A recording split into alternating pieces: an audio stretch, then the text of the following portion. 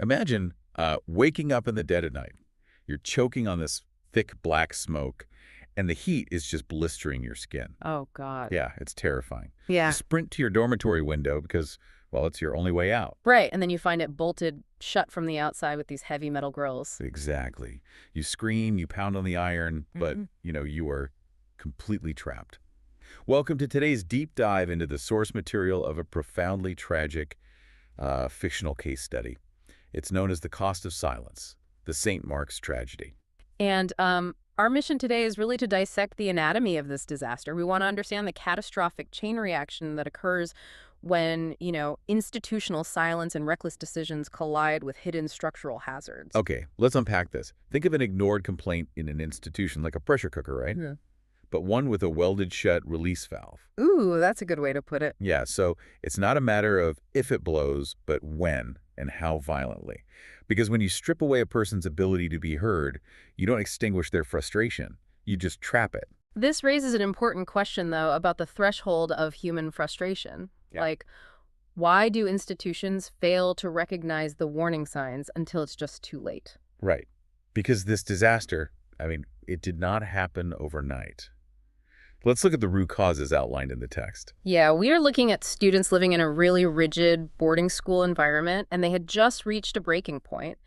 The material specifically highlights three core grievances. Which were poor food, overcrowded dorms, and, really harsh punishments, right? Exactly. I mean, if we look at this through basic human psychology, poor food and bad living conditions aren't just inconveniences. They represent a fundamental collapse of physical security. Wow, yeah, that makes sense. And when you compound that physical discomfort with arbitrary punishments, you are actively attacking their sense of psychological safety. They're essentially stripping away their dignity. Exactly. And the craziest part isn't even the poor conditions. It's the administration's response. Or, well, the total lack of one.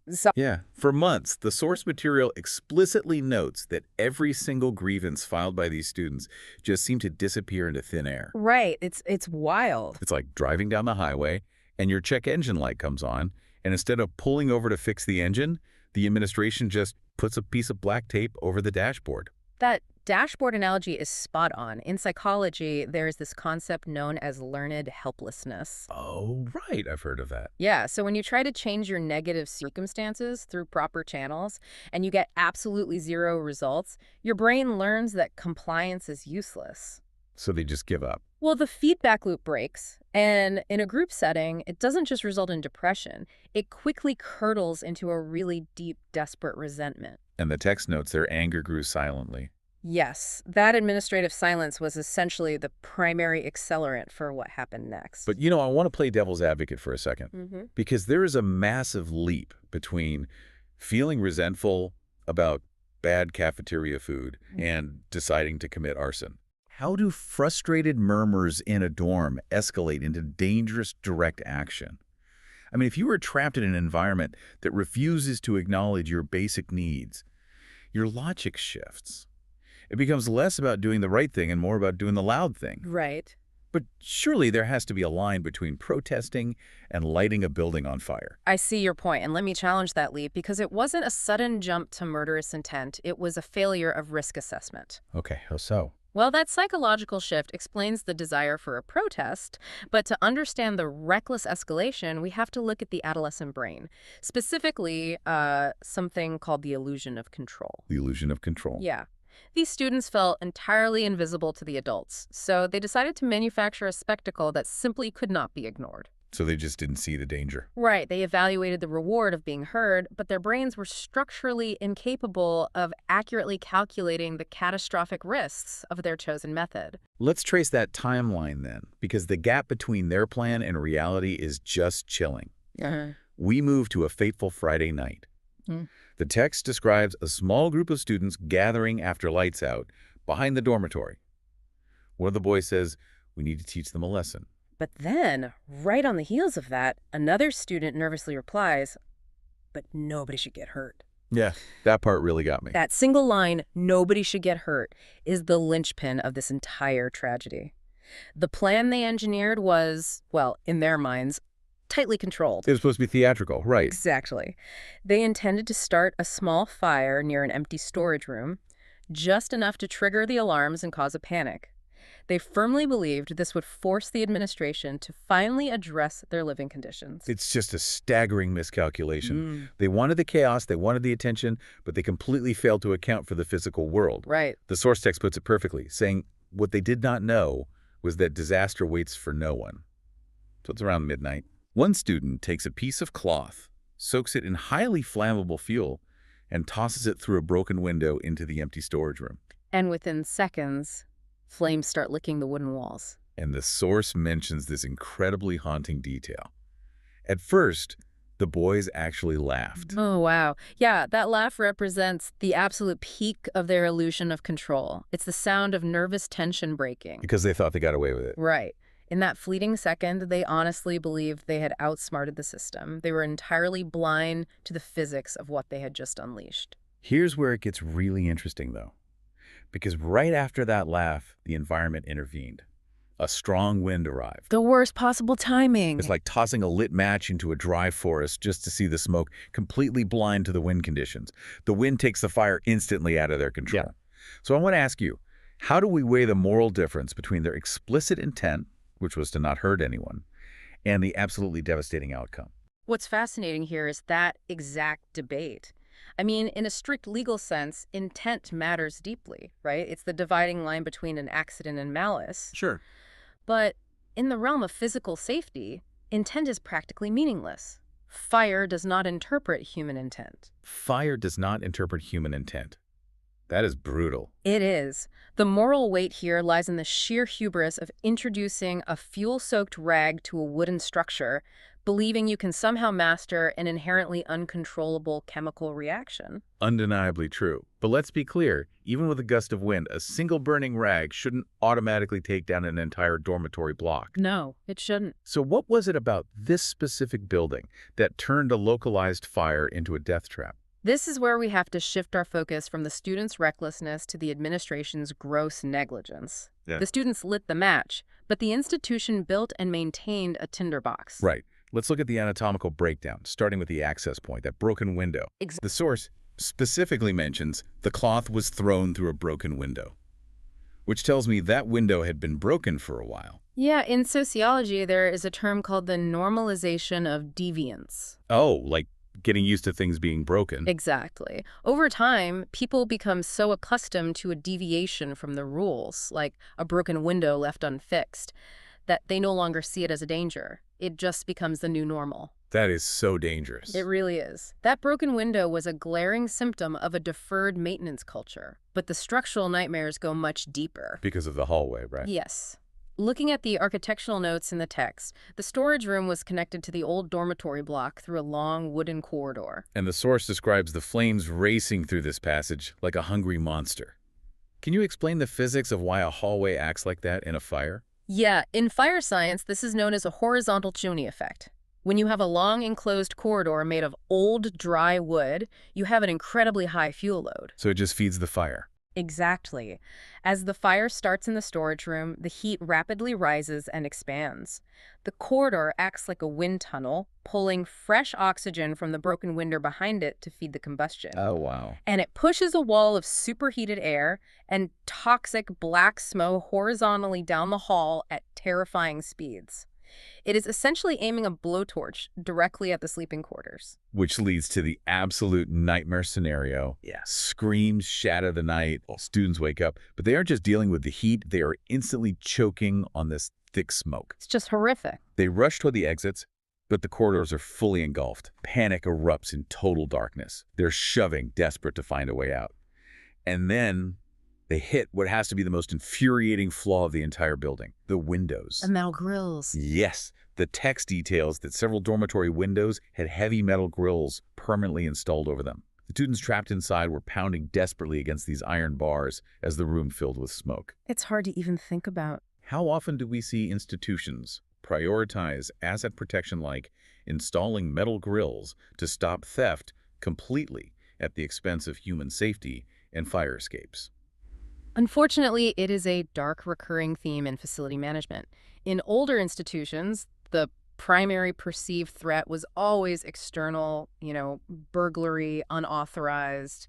access. So they just focused on property protection. Completely. They simply lacked the imagination to foresee an internal emergency. By installing fixed iron grills, they created catastrophic egress bottlenecks. When you secure a window from the outside with no internal release, you haven't just kept thieves out.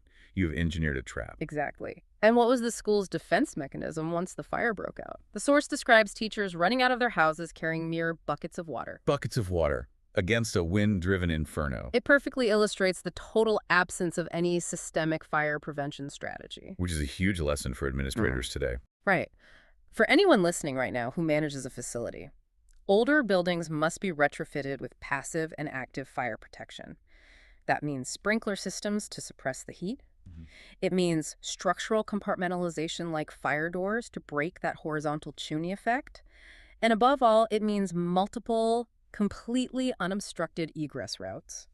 You can't just lock people in. Security measures that compromise a human's ability to flee a burning room are fundamentally unacceptable. Life safety has to override asset protection without exception. So the compounding factors, the wind, the wooden corridors, and those unforgiving barred windows, sealed the fate of the dorm. That brings us to the aftermath. Let's talk about the reaction of the surrounding community that night. The visual footprint of the disaster was just massive. The text describes an intense orange glow lighting up the entire night sky, visible for miles. You can only imagine the sheer terror for the parents living nearby. Waking up, seeing the sky burning in the exact direction of your child's school. And hearing the wail of emergency sirens echoing through the dark, it is the ultimate parental nightmare. The text says they rushed to the scene in a panic. Firefighters battled the blaze for hours. But when dawn finally broke, the once proud dormitory had been reduced to a pile of smoldering, blackened ruins. And the human cost was staggering. The physiological realities of the fire were devastating. Because it wasn't just the flames, right? Right. The text explicitly notes that many students died not from the flames, but from suffocation after inhaling the toxic smoke that the hallway pumped into their rooms. Others suffered severe, life-altering burns. In the span of a few hours, the school transformed into a site of profound mass grief. You have parents searching desperately through the chaos in the morning light. Some experience the profound relief of finding their kids alive, but others receive the news that absolutely shatters a family. Yeah, it's just heartbreaking. And as the smoke cleared, the physical ruins perfectly mirrored the ruined lives of the victims' families. But there was another group whose lives were ruined that night. And that brings us to the investigation. Yes, investigators quickly descended on the site to read the ashes, and they quickly uncovered the shocking truth. That it wasn't an accident. Right, it wasn't an electrical fault or a lightning strike. The fire had been intentionally set by students from within the school itself. And this is where the sheer psychological weight of the event comes crashing down on the surviving perpetrators. Remember, the source strongly emphasizes they never wanted anyone to die. Never. When these teenage boys learned the actual death toll, when they realized the massive, horrifying scope of what their stunt had accomplished, the text says they completely broke down. Yeah, it's so heavy. There is this deeply haunting quote from one of the surviving boys who just kept whispering through his tears, "We only wanted them to listen. We never wanted this." That quote perfectly encapsulates the concept of moral injury.